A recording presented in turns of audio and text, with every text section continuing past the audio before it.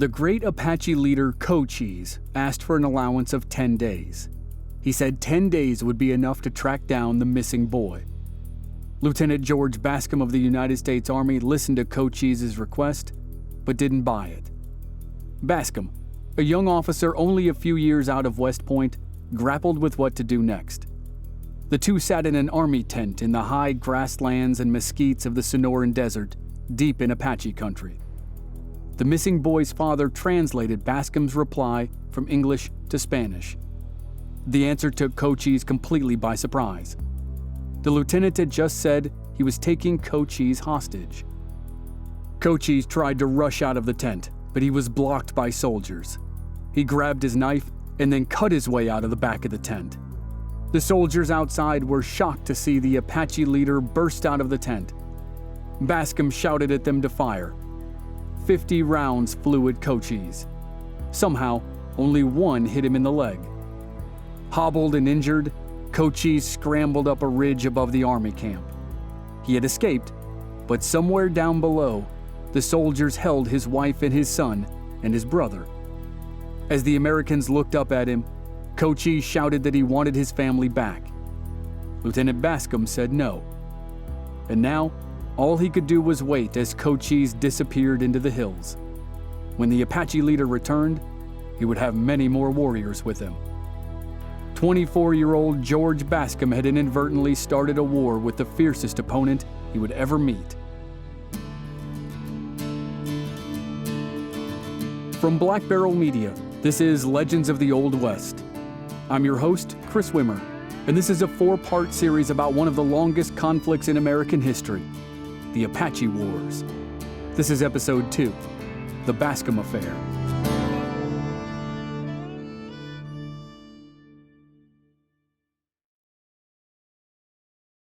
Early in 1861, an Apache raiding party descended on a small ranch along the Sonoyta Creek in Arizona. The Apaches took what they could, including a young boy named Felix Ward. Felix's father, John, immediately went to the U.S. Army for help.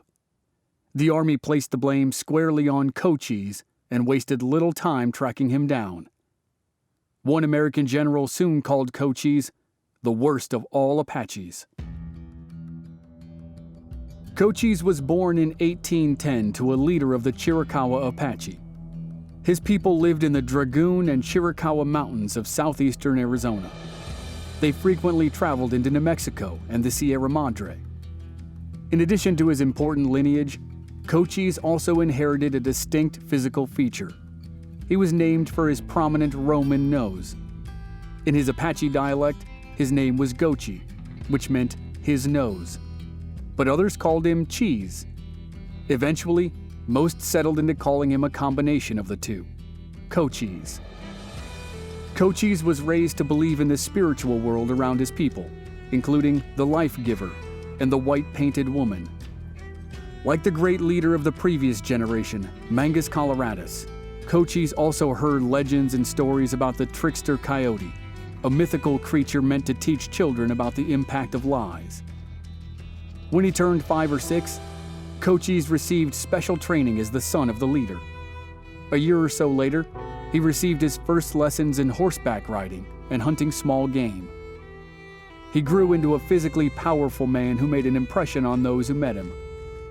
A local station master once described him this way: "As fine a looking Indian as I ever saw. He was about 6 feet tall and as straight as an arrow, built from the ground up, as perfect as any man could be." The people of Cochise's band taught him to stay fit and strong and to move silently after his targets. In his teens, Cochise accompanied 4 raids to learn tactics and to gain the trust of his fellow warriors. During these exercises, Cochise wore a ceremonial hat for protection. His training ended just as tensions escalated with Mexico. His band subsisted for years on goods from the local presidio. But when those rations dwindled, the Apache started raiding. Cochise earned his reputation during these efforts. Sometime in the late 1830s or early 1840s, Cochise married a daughter of Mangas, Coloradas. He should have gone to live with her, in the Apache tradition, but Cochise was too important to his band to leave. Cochise further distinguished himself as a warrior and leader during the Galiana campaign in 1846. He avenged his father, who had been murdered by James Kirker's mercenaries. And in doing so, he made it clear that he was second only to Mangas Coloradas as a fighter and a chief. But for all his success in war, Cochise also entertained peace. So it didn't come as a surprise when a stage driver approached Cochise at a regular campsite near Apache Pass. The stage driver had a message. An Army lieutenant named George Bascom invited Cochise and his family to sit down for peace talks on February 3, 1861.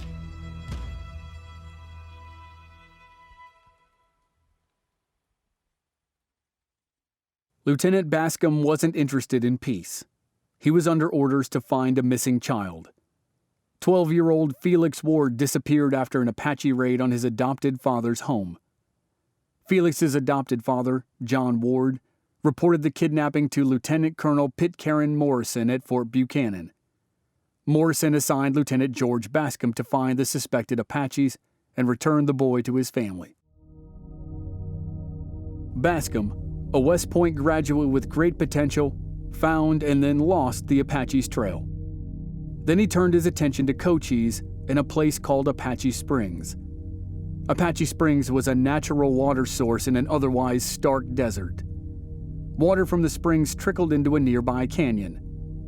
It was not only a source for the Apache, but soon it was a source for the Butterfield Overland Stagecoach line that serviced the Southwest. The Butterfield stage line placed a station near the springs. For a time, the Apache had a positive rapport with Butterfield employees. It was one of the Butterfield stage drivers who delivered Bascom's invitation to Cochise.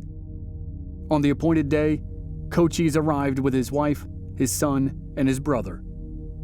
The soldiers sat down to eat inside a tent, and Bascom invited Cochise to join them.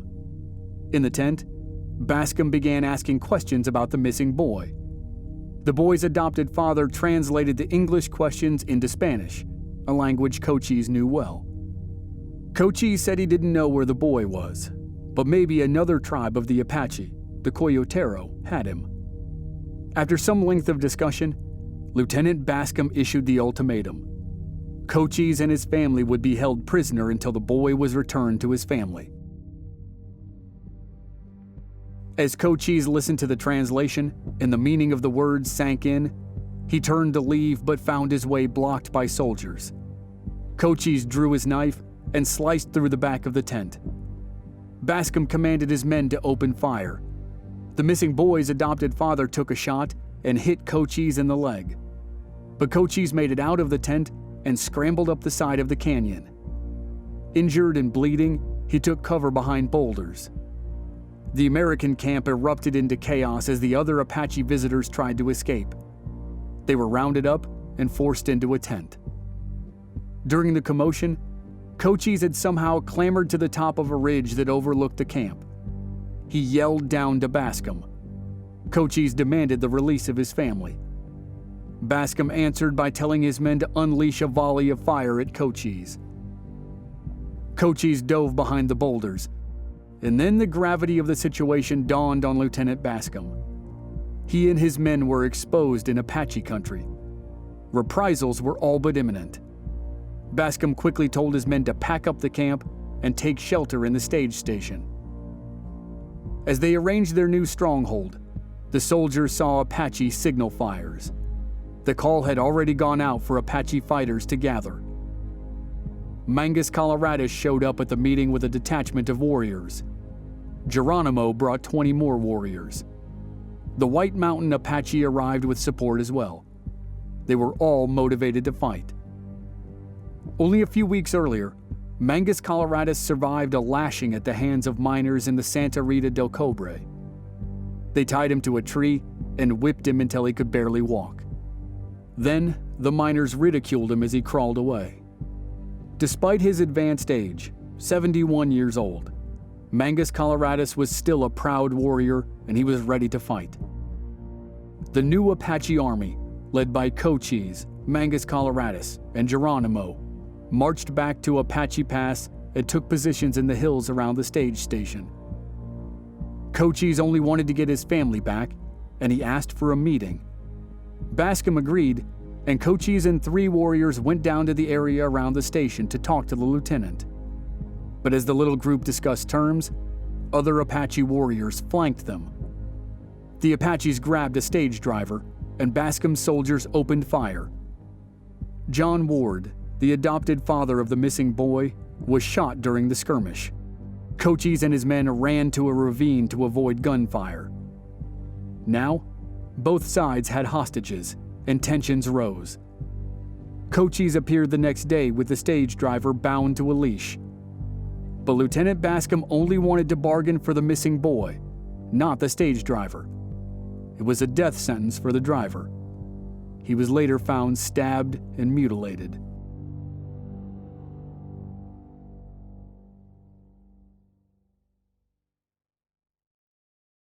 After the initial standoff with Bascom and the Army, the Apaches focused their attention on the stagecoach route and a load of flour headed to the miners at Pinos Altos.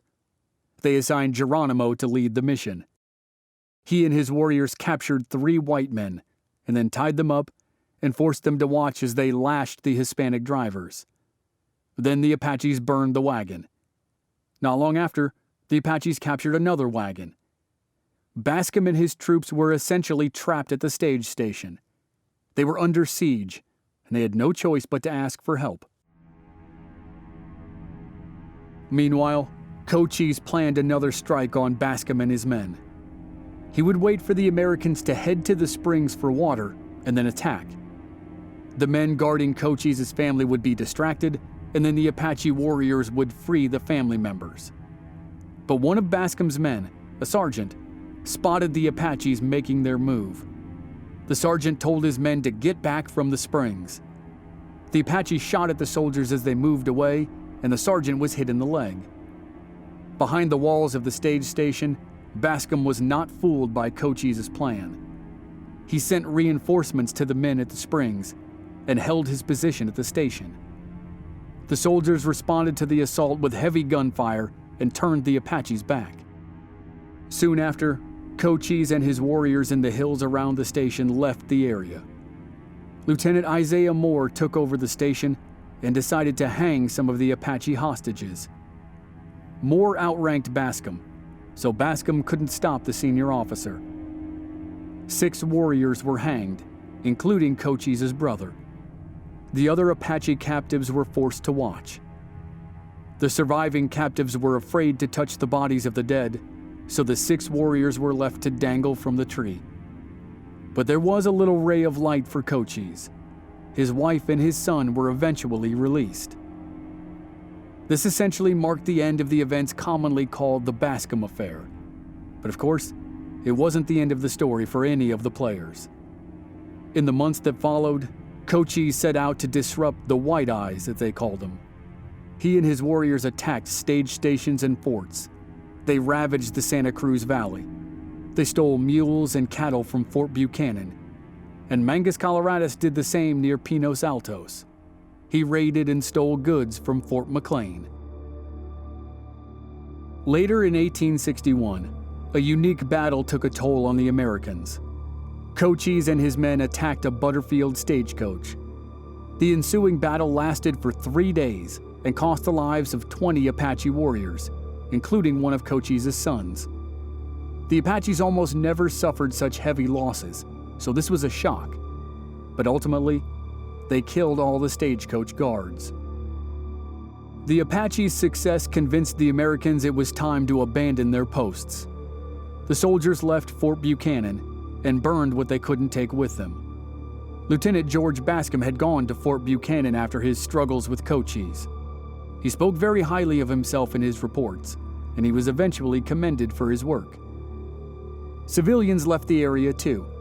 Even John Ward, whose adopted son was still missing, abandoned his farm. But the changes weren't entirely due to the Apaches. This was 1861, and the Civil War had begun in the East, though it stretched all the way to New Mexico territory.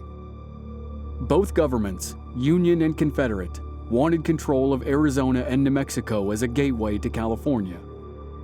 In February 1862, Lieutenant George Bascom was killed at the Battle of Valverde along the Rio Grande River in New Mexico. He didn't live to see the missing boy grow into manhood with the Apaches. That boy eventually became a legendary character in the history of the Southwest, the scout and manhunter known as Mickey Free.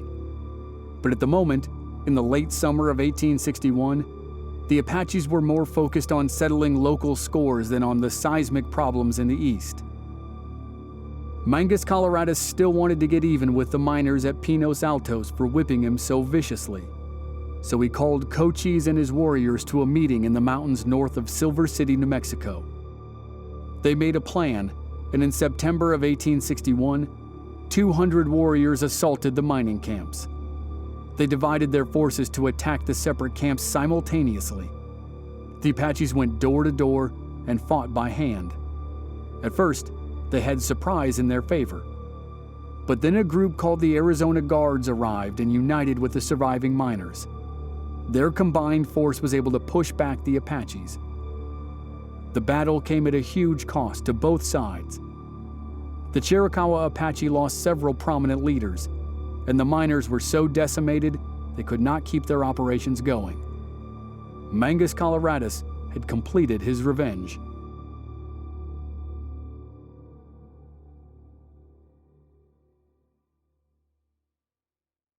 As the Civil War picked up steam, it created a new enemy for the Apache. The Union wanted control of the Southwest just as bad as the Confederacy. Union Brigadier General James Carleton marched his California column across Arizona and into New Mexico. They marched at night, hoping to avoid the heat, and often traveled 20 miles per night. Union troops moved into the Southwest to fight the Confederates, not the Apaches. So Carleton sent a colonel to meet with Cochise at Apache Pass. The colonel asked for safe passage through the area and offered some tobacco as a gift. As the colonel and Cochise talked, Cochise's men brutalized and killed several Union soldiers. It was a continuation of hostilities from the Bascom affair, and it was also a message to the new Union troops that the Apaches were strong enemies. The Apaches also decided to take action based on the information they learned during the talks. Cochise's runners reached out to the other Chiricahua bands and soon recruited Mangas Coloradas and leaders of 2 other Apache tribes. The 3 leaders and their warriors joined Cochise and his men at Apache Pass to await their next move. Their next move came after the soldiers' next move. The 1st California Infantry had marched through the sludge of a recent downpour to reach Apache Pass. In short order, it was joined by the 2nd California Infantry.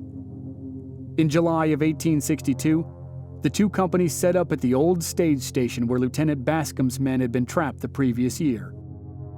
The California companies had 2 mountain howitzers, and the Apaches attacked those first. The Apaches killed 1 soldier and wounded 2 others who manned the cannons. The rest of the troops organized and returned fire. The soldiers forced the Apaches to disperse for the moment, but the troops had another problem. They had to secure the water source. A sergeant sent 20 men to try to capture the spring. The Apaches shot 1 soldier and forced the others to retreat. The soldiers regrouped, and the sergeant led a charge up a hill toward a base the Apaches had built. The Apaches fired at the soldiers, but their aim was off, and the sergeant and his men took the high ground. From that position, they were able to lay down suppressing fire and clear a path to the water source. Then some of the soldiers moved one of the howitzers into a better position. Apache riders charged at another group of soldiers, and one of the soldiers fired the shot that marked the beginning of the end.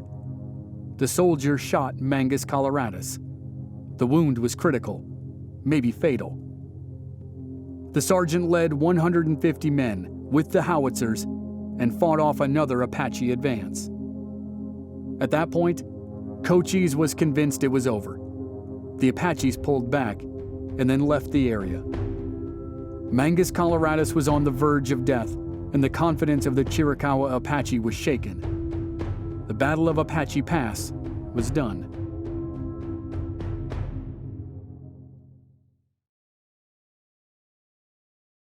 Mangas Coloradas recovered from his wounds and realized that, at 72 years old, his fighting days were behind him. Peace was the best road forward. He sent word to General Carleton detailing his hopes, but Carleton was not impressed. At Pinos Altos, where Mangas Coloradas had once been savagely beaten by miners, he tried again to talk the Americans into peace. He reached out to a prospector named Jack Swilling. The Apaches respected Swilling because he was a fierce fighter and a skilled frontiersman. Mangas Coloradas probably thought of him as a kindred spirit, if not a man he could trust. Because Swilling had done a variety of things in Arizona, he'd been a miner and an Arizona guardsman and a Confederate soldier. He understood that sometimes temporary arrangements had to be made with enemies. Swilling also understood that he would have to barter with the Apaches to get safe passage on the roads. Outwardly, Swilling was hospitable to Mangas Coloradas, but inwardly he still raged over the carnage at Apache Pass. Many Apaches felt the same way toward white settlers and soldiers. Mangas Coloradas had to convince them that this meeting would be safe. Victorio, another great Apache warrior and close friend and admirer, didn't believe Mangas Coloradas and insisted on acting as a bodyguard. During the talks in January 1863, Victorio's fears proved valid. There's no clear account of the meeting, but it's possible that Mangas Coloradas and Victorio went to the gathering by themselves. If so, they would have been badly outnumbered. Jack Swilling's men pulled their guns. Swilling himself grabbed Mangas Coloradas. Mangas realized there was nothing to be done, and he waved off Victorio. The next day, the Americans marched Mangas Coloradas to Fort McLean. After decades of fighting, Mangas Coloradas now found himself in dire straits. Spanish, Mexican, and American soldiers had all failed to kill him, but that night at Fort McLean would be his last on earth. While Mangas Coloradas kept warm by the fire, 2 soldiers placed their bayonets in the flames until the metal was red hot. Then they seared Mangas Coloradas with the blades. When the Apache leader protested, the soldiers shot him. Once, and then twice. A third shot, this one to the head, finally killed the Gray Warrior. Later, another soldier scalped the corpse. The remains of Mangas Coloradas were wrapped in a blanket and hastily buried in a ravine, and his body would be desecrated again. A regimental surgeon ordered that the body be exhumed. The surgeon severed the head and boiled the skin off it in a large kettle. The skull was donated to a phrenologist named Orson Fowler, who discussed it in an 1873 book entitled Human Science or Phrenology.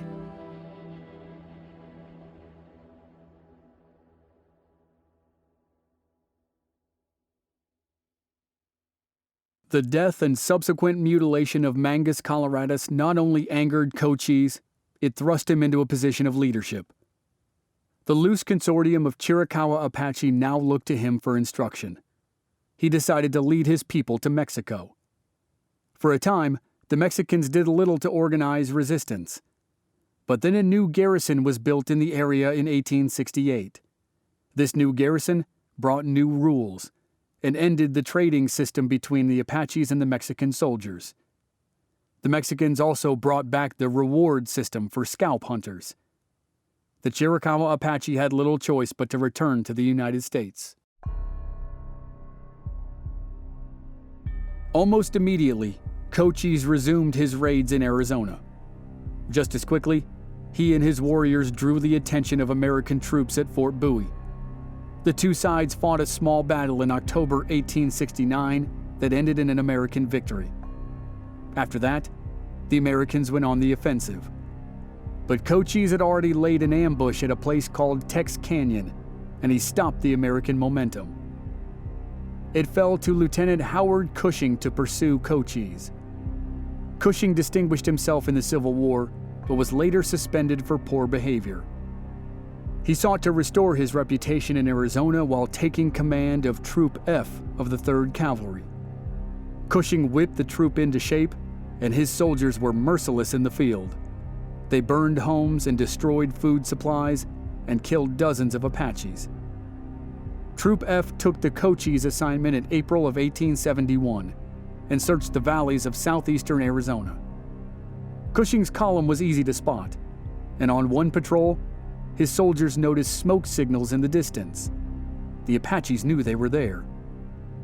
As the column rode toward the smoke signals, Lieutenant Cushing made a grave error. He was studious by nature, and it took time to understand his enemies, but he hadn't learned enough. Cushing believed he was playing a game of cat and mouse with Cochise. In fact, Cushing and his men had engaged Geronimo and another Apache chief. The Apaches allowed Troop F to follow them into the Whetstone Mountains, about 20 miles from where a town called Tombstone would spring up a few years later. In the mountains, the Apaches ambushed the Americans. Troop F returned fire and drove the Apaches back into the rocks. But that only made the situation worse for the troopers. From that kind of cover, Geronimo and his warriors were deadly. They picked off members of Troop F one by one, including Lieutenant Cushing, who was killed in the fight. Most Americans believed Cochise killed Cushing, but Cochise wasn't there. He was in Mexico with about 60 warriors conducting sporadic raids. When he returned to Arizona, a white friend named Tom Jeffords visited him with an offer. Cochise had been invited to Washington, D.C. for peace talks. Cochise refused to leave his people, and he had good cause for concern. Tensions were rising between native peoples and settlers throughout Arizona, and those tensions exploded at Camp Grant around the same time that Geronimo nearly wiped out Troop F.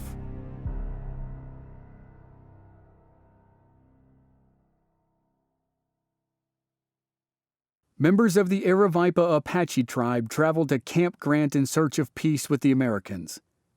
The Aravaipas settled near the camp and hoped to stay and farm. But their presence agitated both white settlers and the nearby Papago tribe who didn't trust the Apaches. In 1871, a mixed force of Papagos, American soldiers, and settlers gathered to attack the Aravaipa camp. In the darkness before the sun rose, about 130 men, mostly Papagos, surrounded the camp. They rushed in during the pre-dawn hours and found mostly unarmed women and children, because the Apache men had gone out on a hunt. In less than an hour, the mixed militia slaughtered 144 Apaches. All but 8 were women and children. Afterward, the assailants scalped the majority of the dead. 30 surviving Apache children were taken to work in local households or sold into slavery in Mexico. The Camp Grant massacre garnered attention throughout the United States and prompted some politicians to reconsider what they called the federal Indian policy. They argued for more compassionate treatment of the Apache. But Cochise could not ignore the past or the increased military presence in Arizona. He stealthily avoided American troops by hiding in the Dragoon Mountains. Eventually, Cochise agreed to meet with Indian agents. The agents wanted Cochise and his Chiricahua to move to a reservation at a place called Tularosa. When Cochise heard the plan, he said no. He stated his case plainly. "I do not want to go to Tularosa. That is a long ways off. The flies on those mountains eat out the eyes of the horses. The bad spirits live there." Cochise said his people would be happy to remain where they were currently living, but they would not relocate. To avoid forced relocation, Cochise ended up leaving his lands anyway. And soon after, other Chiricahua followed. Cochise was later spotted in Mexico, but when Mexicans destroyed some of the dwellings of another Apache chief, Cochise was convinced the area was no longer safe. He once again returned to the Dragoon Mountains of southeastern Arizona. There, Cochise orchestrated raids and trained his son Taza to succeed him in leadership. One such raid resulted in the death of a well-liked young Army lieutenant. The murder further frustrated Lieutenant Colonel George Crook, who had been placed in command of Arizona Territory. Crook was an experienced fighter who the Apaches called Nantan Lipan, which meant Chief Wolf. The War Department sidelined Crook in favor of a diplomatic solution. It sent a peace commissioner to speak with Cochise. The commissioner was a humanitarian and wanted to accommodate the Apache. He promised Cochise that his people could stay on the lands they had fled weeks ago. At their meeting, Cochise considered the proposition. But before deciding, he wanted to consult with his captains. They were out making a living, as Cochise described raiding. Runners went out to retrieve the men who returned one by one to speak with Cochise. After the councils, Cochise agreed to stay on the reservation. The white man and the Indian are to drink of the same water, eat of the same bread, and be at peace, Cochise said. 2 years after the agreement, Cochise passed away, probably of stomach cancer. His band celebrated him and painted his body before lowering him to rest. As always, the peace that Cochise spoke of didn't last. Conditions on a different reservation, the infamous San Carlos Reservation, grew oppressive. A new leader took his people in search of a better home, and the search led to war.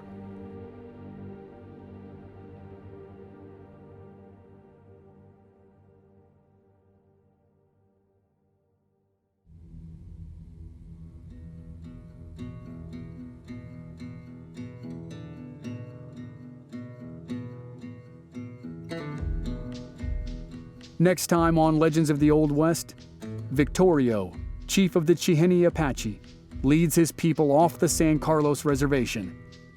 War breaks out in the Southwest, and a daring campaign ends in a place called Tres Castillos. That's next week on Legends of the Old West.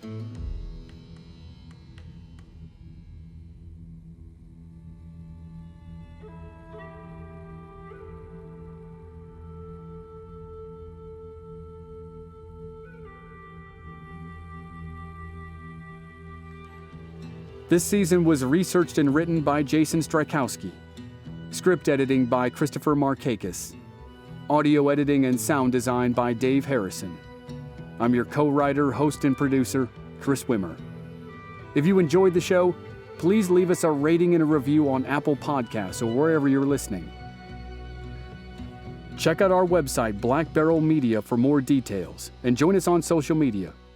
We're at Old West Podcast on Facebook, Instagram, and Twitter. Thanks again. We'll see you next week.